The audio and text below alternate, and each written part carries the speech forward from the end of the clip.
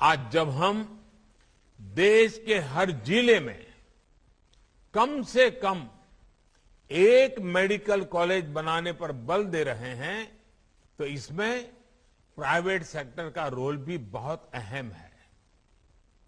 इसी भागीदारी को बल देने के लिए मेडिकल एजुकेशन से जुड़ी गवर्नेंस में बहुत बड़े रिफॉर्म्स किए गए हैं। नेशनल मेडिकल कमीशन का गठन होने के बाद भारत में प्राइवेट मेडिकल कॉलेज खोलना और आसान हुआ है।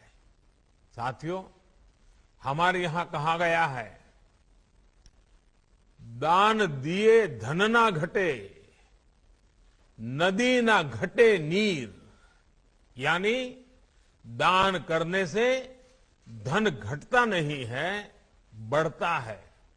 इसलिए जितनी सेवा करेंगे, दान करेंगे, उतनी ही संपत्ति बढ़ेगी। यानी एक तरह से हम जो दान देते हैं, सेवा करते हैं, वो हमारी ही प्रगति को व्यापक बनाती है। मुझे विश्वास है आज हरियाणा के झज्जर में विश्राम सदन का निर्माण एक विश्वास सदन के रूप में भी उभर रहा है। ये विश्राम सदन विश्वास सदन का भी काम करता है। देश के अन्य लोगों को भी ऐसे ही और भी विश्राम सदन बनाने की प्रेरणा देगा।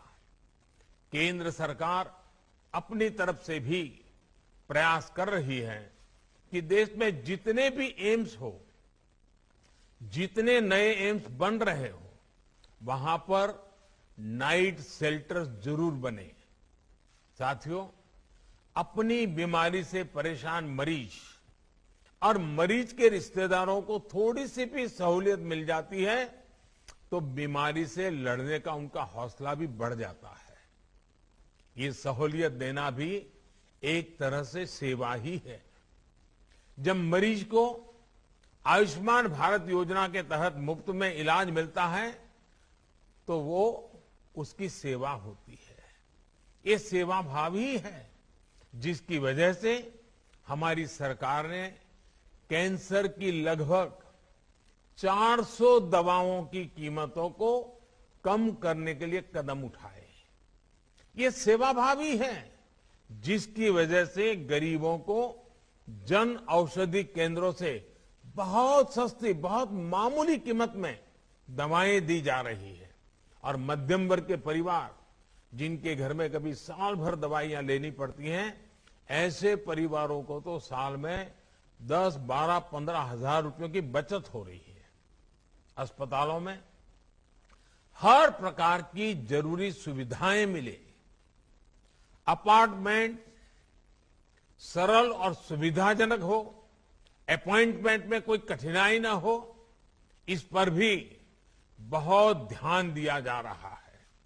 मुझे संतोष है कि आज भारत में इन्फोसिस फाउंडेशन जैसे अनेक संस्थान सेवा परमो धर्मः के इसी सेवा भाव से गरीबों की मदद कर रहे हैं, उनका जीवन आसान बना रहे हैं। और जैसा अभी सुधा जी ने बड़े विस्तार से पत्रम पुष्पम की बात कही, और मैं समझता हूं सभी देशवासियों का ये कर्तव्य बनता है कि जीवन में जब भी जहां कोई न कोई पुष्प सेवा के भाव से समर्पित करने का अवसर मिले, हमने कभी भी इस अवसर को जाने नहीं देना चाहिए।